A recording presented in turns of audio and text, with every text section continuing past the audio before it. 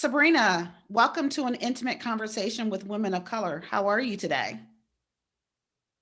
I'm well, thank you. How are you, Janine? Lovely to see you again. Yeah, well, I'm doing well. I'm cold. It's in the 50s here in Detroit, the D, and there's no sun, and so it's cold. Wow, you're bringing the sun with your colour. So Right? I love it. And the earrings, perfect. Yes. Yeah. Well, So you know obviously, what? These are sun. We'll call them bursts of sun on my ears. oh wow, It's not, but we'll just call it it is. that. That's amazing. So I want to introduce you to our listeners. So today's guest is Sabrina Kelly. She is the founder of B Plus Management Consultancy based in London, UK. Mhm. B Plus is a contract delivery firm working directly with diverse suppliers globally by providing expertise, support, and guidance throughout the contract life cycle. Sabrina and her team have over 20 years of experience of working with small, large corporate and government organizations. Sabrina is also an active conference and moderating host, whilst providing mentoring and coaching programs to individuals and corporations, which is one of her greatest passions. Sabrina, tell us more about you. Oh, thank you so much for having me, Janine. It's just such a pleasure to be here today, all the way from the UK, London. Yeah. It's just amazing how connections and networks work. So thank you so much. And congratulations to you first on your year. Yes. Yay! It's Yay. amazing. Thank you. I appreciate that. About me, really. So yeah, a bit about me really. I live in London, originally from a place called Birmingham, which is in the UK, the second biggest city. So not Birmingham, Alabama, because everybody always says, Birmingham, Alabama. Right? No, there's a Birmingham in the UK. So I was born and raised there. I'm one of five. And my parents are from the Caribbean. So my father is Jamaican and my mother is from St. Kitts. So where we grew up was very much suburban areas, or suburban areas, but pretty much was a place where you really worked really hard. My parents worked extremely hard. I graduated, worked all through my career, studied while I worked. As we do, we work Right. hard to get what we need to get, don't we? So have a business and management degree, leadership and management degree again. So yeah, and now I live in London. So it's been great journey, great, great growth, I Yeah. should say, definitely within myself. And that for me has really, really helped to ground me, to identify and be comfortable with Sabrina. I So like that. yeah, that's pretty much me. I love it. So being comfortable with Sabrina. So you put in the work to get there. So that's a beautiful thing. Definitely, Yeah. definitely putting. I mean, I think about my parents and my mum and dad. Um, my mother worked for Cadbury's, the chocolate factory. Mm. My father worked for a car manufacturing company called Rover. And, my parents worked extremely hard. I saw that as a child growing up, just seeing, them growing, them pretty much literally going all the time to get what they wanted. And Yeah. that determination and that desire and that passion definitely was something that we saw as children. And it's something that stuck with me for life. If I want something, I've got to work hard for it. Yeah. I've got to put the Absolutely. work in, Yeah. and that's definitely stuck with me for life. And with everything I do, I make sure it's 110%. There's no halves here. I'm very much that kind of person where I go. And I think that's really important. And when I even think about being at school, I'd always get certificates for effort. And that for me was everything. That Yeah. determination drives you. And that's so important. And I love that your parents set that example for you, that they led by example, and that, because that just goes to show how much representation matters. We talk a lot lately about representation. I say you have to see it to be it. And I believe all of that, right? More people will advance and move forward when they have an example, they have something to look at.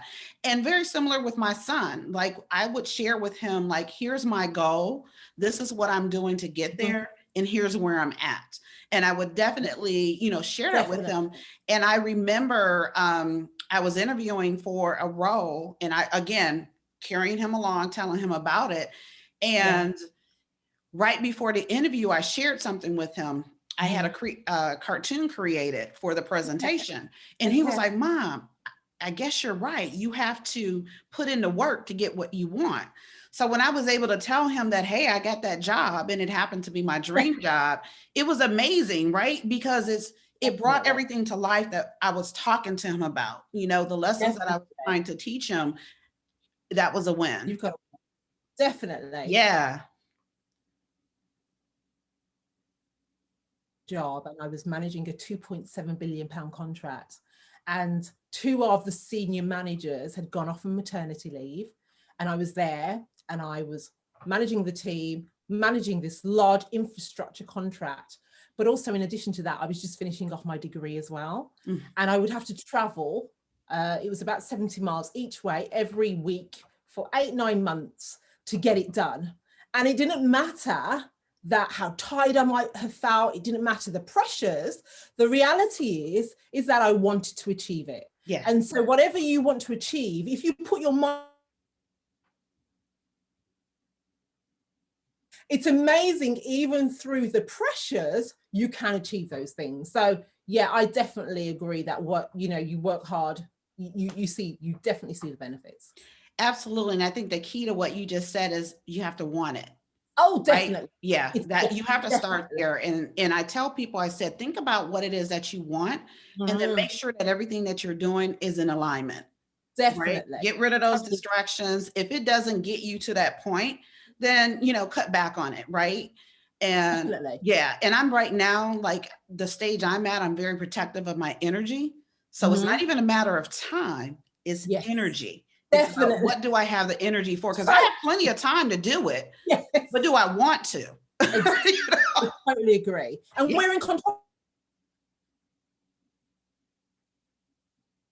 You will definitely ensure that, how you use your energy, what you invest your energy in is very important. So absolutely.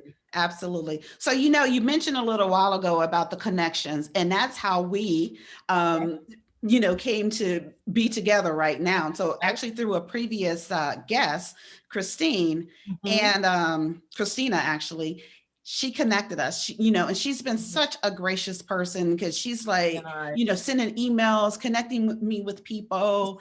And I just so appreciate her. And that's what this is all about, the intimate conversation with women of color. My goal is to elevate the voices of women of color. And in order to do so, I have to reach them, right? And so it takes the sisterhood, and other people to say, hey, I think this person would be brilliant, for you to talk to. And so that's how we were connected. And so again, I thank you so much for saying yes, because as you mentioned, you are in London. I am. And it is like 10 p.m. there. That's right.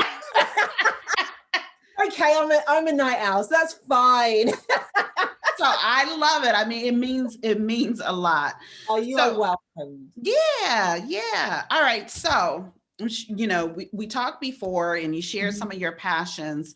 We talked again about the importance of women of color having a platform to use our voice as Black women. Why is that important? I think it's so key. And first of all, when I think about that, Deneen, I think people sometimes think you have to have thousands of followers and you have to be,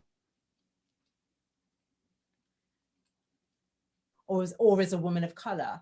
And that is not the case at all. It starts at home. So it starts with your family, it starts with your friends, it starts in the workplace. If I think about myself, I was thinking about it, and I was thinking about my mother. My mother went back to study at university at the age of 60 after 44 years. She wanted to be a chaplain. And she went back to uni, and I remember her saying, I can't do this, I can't. And I was like, Mom, of course you can do this.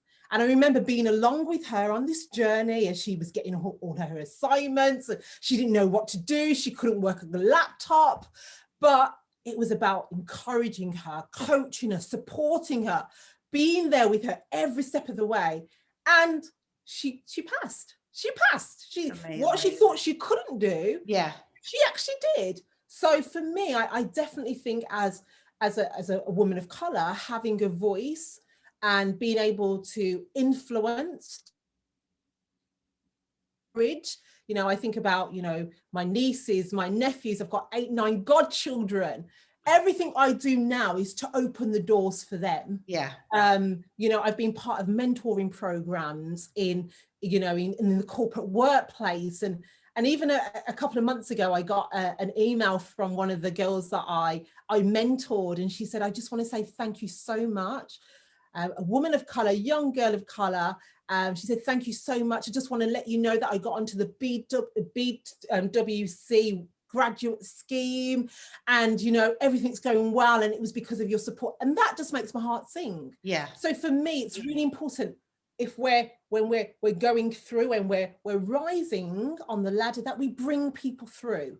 That for me is everything. So where I've had opportunities to coach, or opportunities where I've done recruitment, being a leader, you do a number of recruitment, and what I'm trying to do is, okay, how can I coach you to get you to where you need to be? What are the things that we need to work on? How can I support you? What are those things? And for me, that's so important, because when I go into the boardroom, and I have been into the boardroom, and it's only me as a woman, and it's only me as a woman of color amongst 9 white male, I have to represent.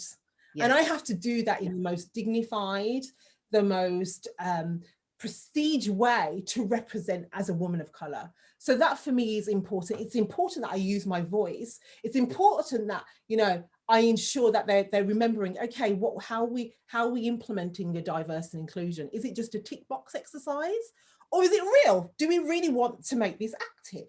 Do we really want to make this real? And for me, it's about using all those different platforms that I've been privileged to, because a lot of people may not be privileged to those platforms, but I am. And so wherever I can use that and use my voice, then that's what I do. That's awesome. That's awesome. And it's so important, right? Because, we're not all at the same tables. We don't have access. We're not in the same rooms. We're not in front of the same people. So when we have those opportunities, we do have to represent for others.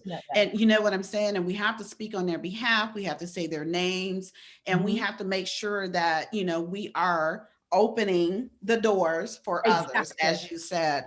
So you talked about, mentoring. You talked about, you just started a new business.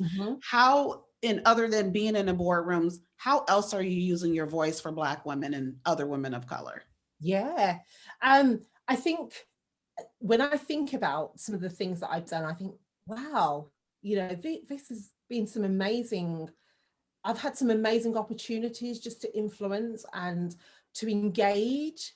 And some of the things I've been a part of is in terms of, as I've mentioned, some of the coaching programs, in terms of, I've had a number of friends, I've had a number of people that have come to me and said, Sabrina, can you just help me? I'm like, of course, let's spend some time together.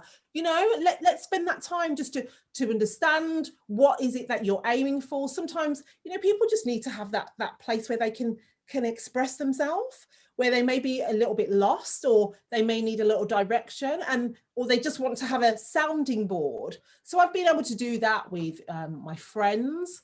I've been able to do that in a church setting. I've also been able to work with different charities as well, where I've been able to again engage with people in different charities. I've worked in schools as well. So again, I've engaged with young people in schools.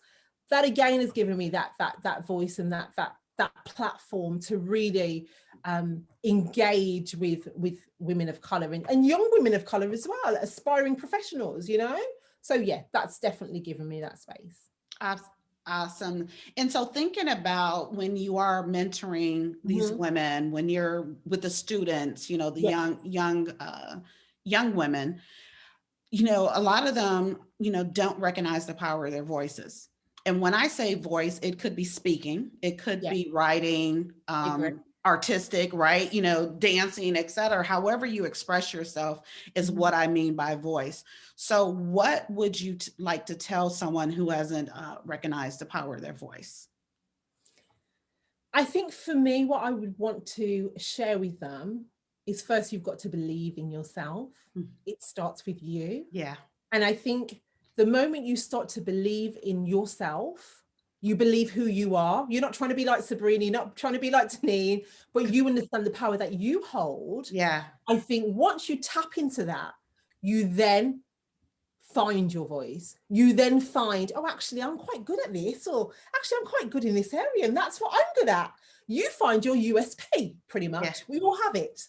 So what you might be good at, Denise, I'm nowhere good at it, but that's your USP. And I think once you find that and you accept that's your strength, or you accept that's your voice, use it. Yeah. Use it, start off small. It might be in a very small setting. It might just be amongst a group of friends. It might just be in your, I don't know, like in an association or a charity or a church, whatever that might be, use it.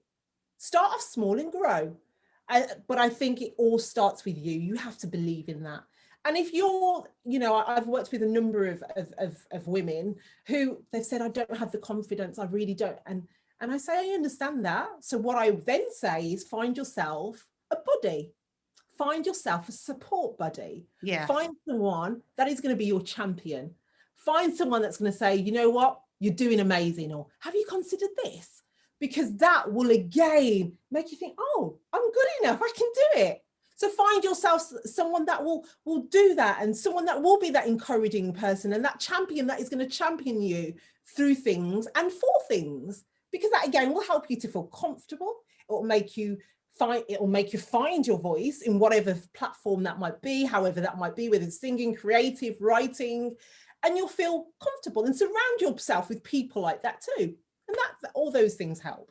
Yeah, absolutely. So like find your tribe, Definitely. your personal board of directors, those Definitely. people who can pour into you. It's a beautiful So thing. true. And for me, that's the sisterhood, right? That's what it's all Definitely. about. Just building that sisterhood and tapping into people. We were talking earlier about my new role in something that I launched. And, we have a whole cons plan, we're communicating it. And so one of my sisters, she sent it out to her membership, and she has a membership of over 20,000 people.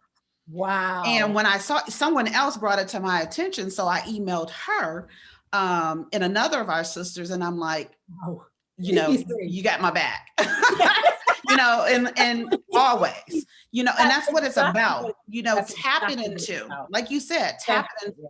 So you just said USB or USP. What is that? Your unique selling point. Unique selling point. Yes. Tell us more about that. I've heard it before, but tell us more. Pretty much. I mean, when you're talking about businesses and when you think about a business, every business has a USP. Yes. What's a unique selling point? What makes them different from them? So, for example, my business, pretty much, it offers a service to suppliers who are from the diverse and inclusion supply chain. We help them to deliver contracts. We help to guide them, support them to implement those contracts. And so that's my USP. That's what my organization does. So in that respect, we all have that inside of us. So whatever yours, it might be something different. Mine might be something different. And so we all have that. We may have a number of those things. Yeah. And that's okay. And that's good. It's good that you identify what your strengths is. I was speaking to somebody and they were saying, oh my gosh, if you talk to me about finance and maths, that's so not me. And I was like, oh my God, that's so not me neither. Right. I'm not into that. So if you said to me, Sabrina, I want you to do a finance, I'd be like, oh, no. No. But there are people that thrive off that. Oh, yeah. They thrive off numbers. They thrive off algebra. They thrive off it. That's their thing. And that's their USP. So I think, when you identify that within yourself, I think you then become more comfortable, accepting, and you're like, okay, this is me. And that's my USP. So yeah. Yeah, absolutely. And I'll say one of mine, because as you mentioned, you can have multiple. Of course you can. One of mine is elevating voices of women of color. There you go.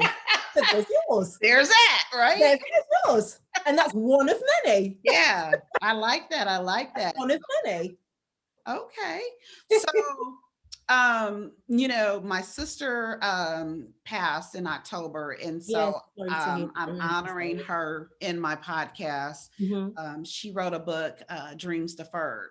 And so, thinking about that title, I thought about, were there any dreams that I deferred? And I wanted to, encourage women to think about any that they may have delayed, and to take action, right? To bring them to fruition. So has there been a dream that you deferred? And if so, what have you done about it?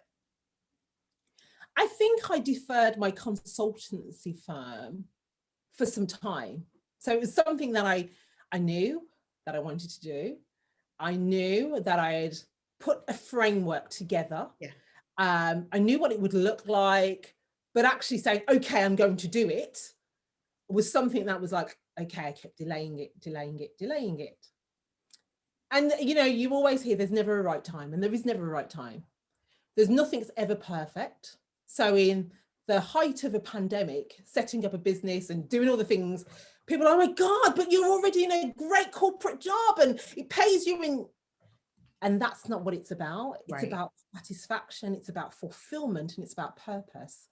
So while I had delayed that, I then came to a decision, actually, there's no more delays. It's either now or never. And what I don't want to do is live my life with regrets. So I think everything happens for a reason. Yes. And timing. I think everything is about timing. I think everything is orchestrated. There is a time for everything. So for me, do I call it delayed, or do I just call it, it's now the time? Yeah.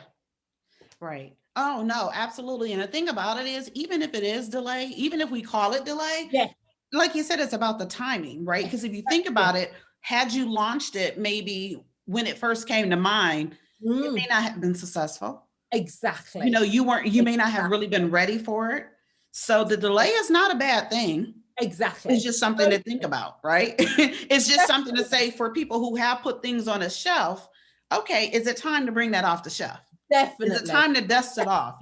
And it may not be, and that's okay. Yes, absolutely. And it's got to be right. And it's definitely, like you've just hit the nail on the head. It's got to be right for you, and it's got to be the right time for you. Yes. So, although, some people might say, but, if you're not happy, then, just leave. And some people might say, well, just ride it through. If you're in a job that doesn't, fulfill you, just ride it through. You might get through it. It's got to be right for you. It's got to be a decision that's right for you. And you've got to make that decision. So yeah, I totally agree with you. Everything happens at the right time. Absolutely. And you know what? And so I was looking at something earlier today, bloom where you're planted. And I definitely, there was a point where I believed in that, right? It has its value. Yeah. But again, it's also time, right? Because you can bloom, but at some point, are you in full bloom? And then the sun is no longer shining. You know what I'm saying? You're full bloom, but you're no longer being watered. That's a good thing. So bloom where you're planted until it's time for you to be repotted. How about that? Definitely, totally agree with that. I was thinking about a book that I've recently just read, and it really resonated with me. It was an amazing book called Feel the Fear and Do It Anyway. Yeah, I heard of it. I never read it. Oh my gosh, that book was everything. Yes. And it is about feeling the fear. There is going to be that fear. There's going to, but what if it works? Yeah. What? Right? Yes. I bet when you started this, you didn't know how, you didn't know what shape it was going to look. You didn't know that it was going to go worldwide to some of the places you mentioned, like Germany and all over. You had no idea, but you did it anyway, didn't you? And look at where you are now. So that, for me, that book resonated with me so much that sometimes you just got to feel it, but do it anyway. And just do it, right? And, build the plane as you go. Exactly. As you're flying, it's okay. Okay. That's okay. Totally okay. Totally okay. Totally agree with you. Right. So this month is National Health and Wellness, and Okay. sharing with me earlier how things started to open up No. in London, and so you were back in the gym. So that's I great. So that's one thing that you're doing for your health and your wellness.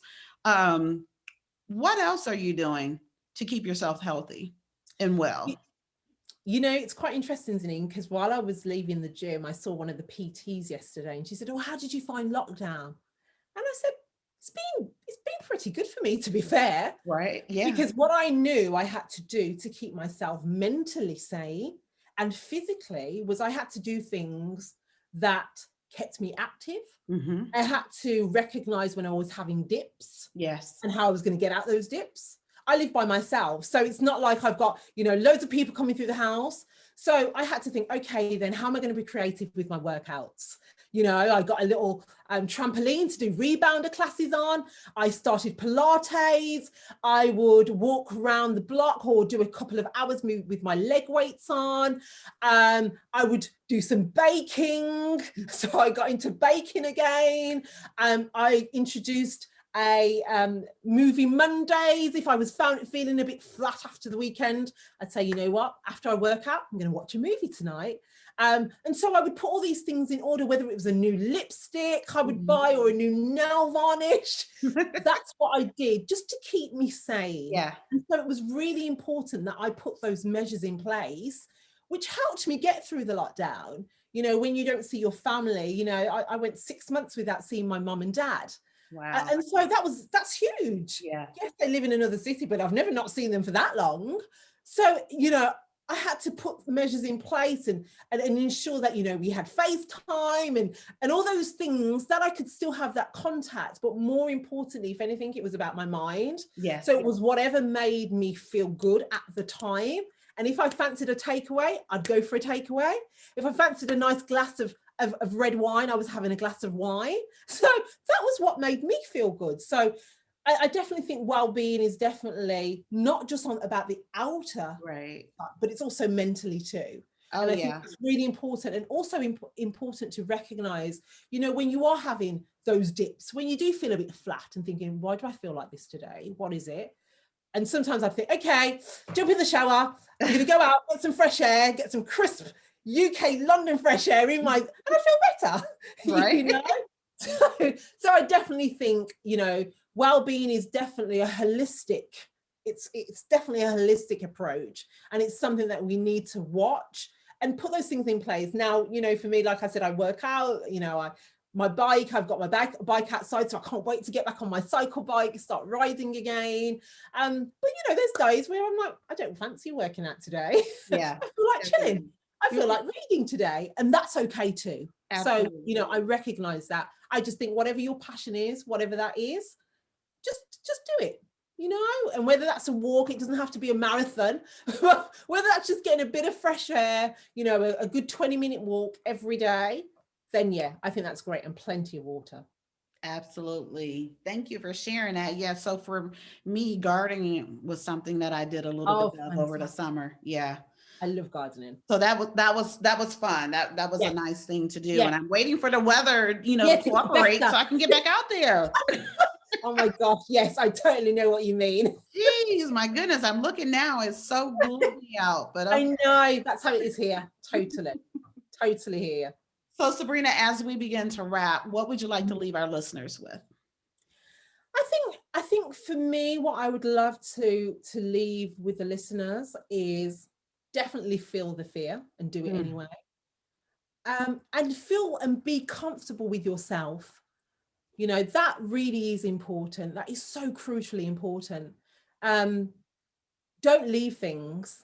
Don't just leave things without actually tapping into, researching. If there's something you have a passion that you're passionate about, do it.